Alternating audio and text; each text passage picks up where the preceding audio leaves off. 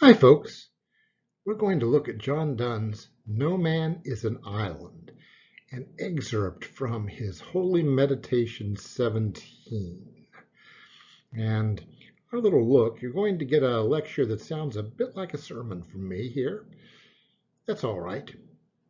You're allowed to think about it, evaluate it, and accept or reject my claims, which are very definitely at odds with some of the assumptions that you are being taught in the contemporary educational system, particularly those you would find associated with business and such as that, though also some of our political assumptions.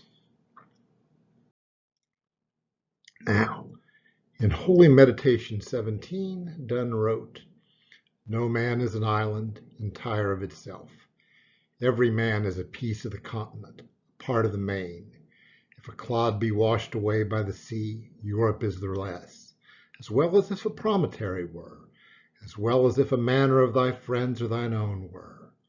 Any man's death diminishes me, because I am involved in mankind. Therefore, never sin to know for whom the bell tolls, it tolls for thee." Meditation. No man is an island. We are all connected. It asserts the interconnectedness of all humanity, that every one of us fits together. It also is a demand for universal empathy. Ethically, it's a demand that we treat each other in accord with an injunction Immanuel Kant offered, well over 100 years later. Treat others always as ends, never as means. Others, all others, no exceptions, all are connected, or at least, at its most extreme, we read it that way. In his novel, American Gods, Neil Gaiman offers an assertion that Donne is wrong, not because universal empathy is not desirable, but because it is impossible. Can we treat others always as ends? Can we even think about the pain others must suffer? Can look into the world, Gaiman's suggestion, look into a dying child and say, oh, I should do something. Yes, but what about that child's brother? And what about the next? And the hundreds, thousands, millions more?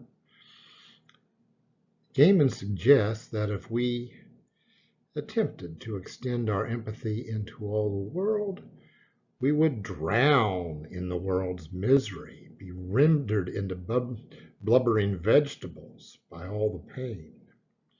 Now, Gaiman's criticism, you will note from the direction, and would note if you read the book or the section from which that is pulled, that Gaiman is deeply empathetic himself. He is cognizant of all that pain. He feels it and says, oh, we can't do this. So, Gaiman and Donne share that notion, that concept of the desirability. Well, reality may interfere with our best behavior, but, big but, there is, in contemporary visions, a competing one. Competing is very definitely the word there. It's one that is opposed to that deep empathy because it extols self and self-interest. I am the center of the universe. Solipsism expressed by such pseudo-philosophers as Ayn Rand, and which finds itself, which we find, sprawled in front of us because it's the principle of economic determinists. The ones that we pay attention to over at our business school and such are and vigorously term themselves capitalists. Yes, it's like you take Karl Marx's, goodness, my typos. Karl Marx's capitalist communist dialectic and have fully accepted it and choose to be on the capitalist side. Yeah, you're still a Marxist, folks. I know you're calling yourselves anti-Marxist. No, you're not anti-Marxist. You're anti-egalitarian. You've accepted the economic determinist thesis. And if you're one of these people, you're out to win.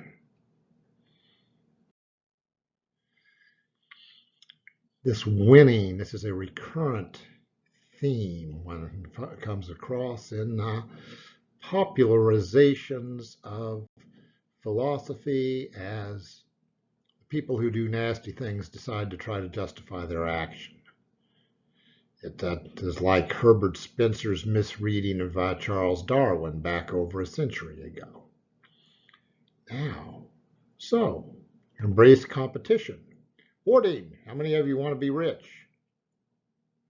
You don't need to be that rich, not if you're impoverishing others. Pursuit of power. People who reject the unfortunate as losers. People who think they are superior to people who are poor, who are different, who are what have you.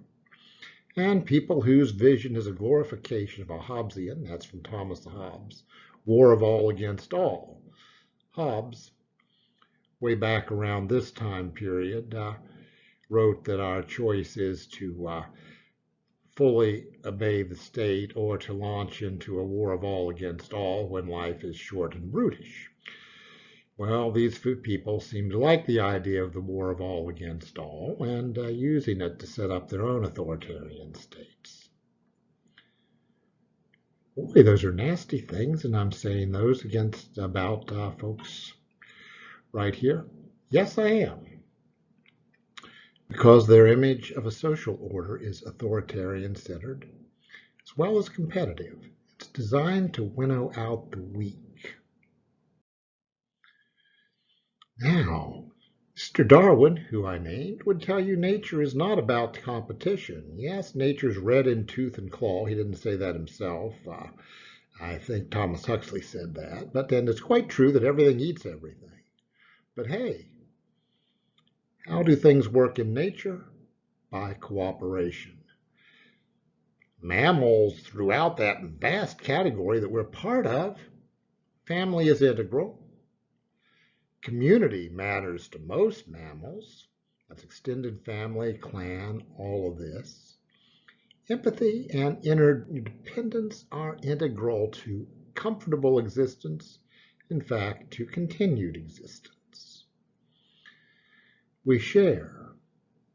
Folks, we have symbiotic relationships with dogs, lots of us, and with other pets often.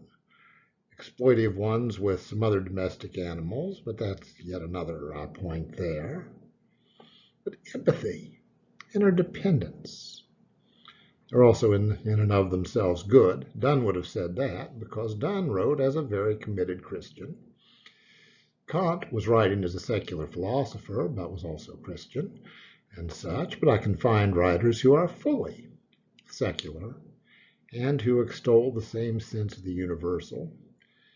Gaiman being an example right there with his empathy, even when he says, oh, we just can't do that. It's more than we can manage. Yes, but.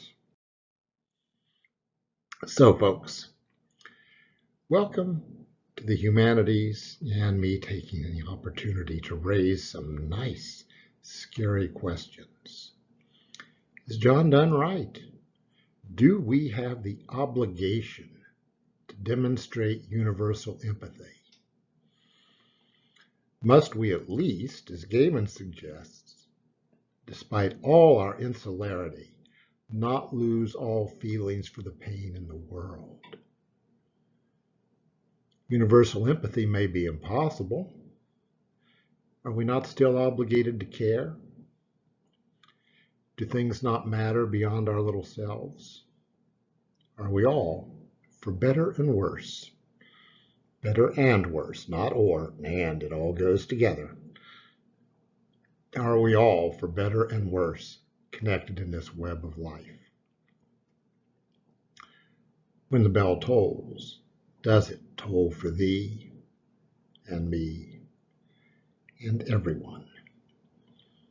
And that, with full, yes, contemporary context, and I'm afraid me sermonizing, gives you that excerpt from John Donne's Holy Meditation 17.